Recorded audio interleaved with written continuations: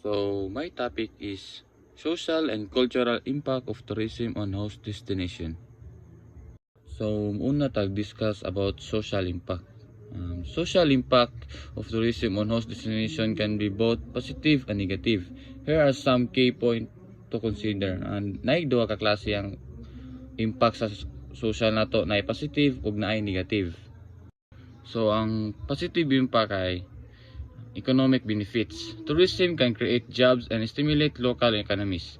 Increased spending by tourists can benefit local businesses and provide income for residents.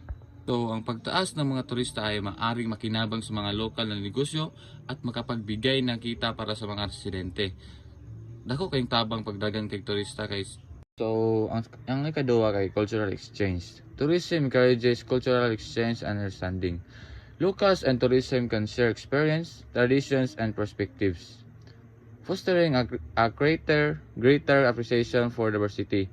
So, cultural exchange, mao ni siya ang kung natay turista, mag-share na ta sa atong experience, kung saan atong nabuhat, o especially sa traditions.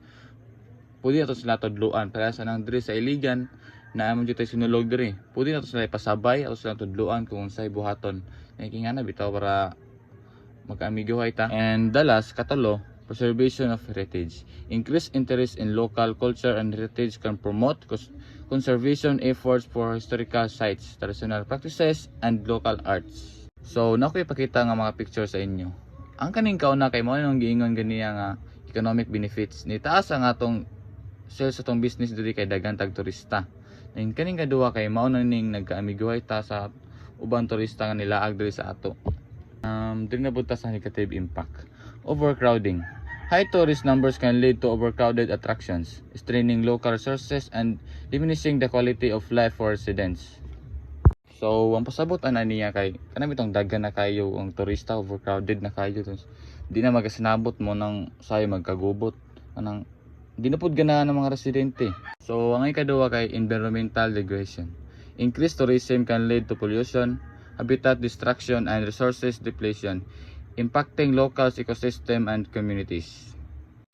Na ako ipakita mga pictures. Ang kini pinakauna kay mo nang giingon nga overcrowding, daghan na bitaw kayo tourism mo ng uban residente, dili na sila ganahan. Yung kani kaduha kay mo ni ang environmental degradation. So, muna nata sa social impact. Dili na punta sa cultural impact. Cultural awareness and exchange. Tourism promotes intercultural dialogue, allowing locals and visitors to share traditions, languages, and customs, fostering mutual understanding. So, ang example niya, di ba, na turista diri nga Korean. Diba, curious bigita na kung sa ilang inistoryahan. So, muna nang magpatudlo ta kung sang, diba, example, ang sarangiyo, diba, I love you na, niya na bitaw.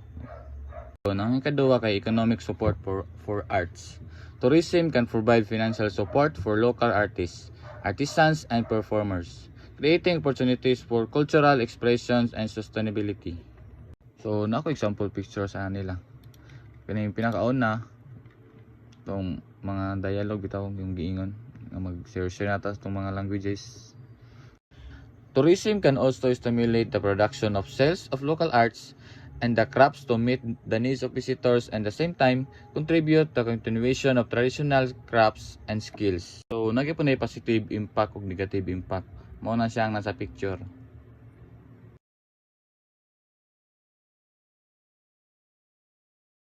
So, maara to. Thank you.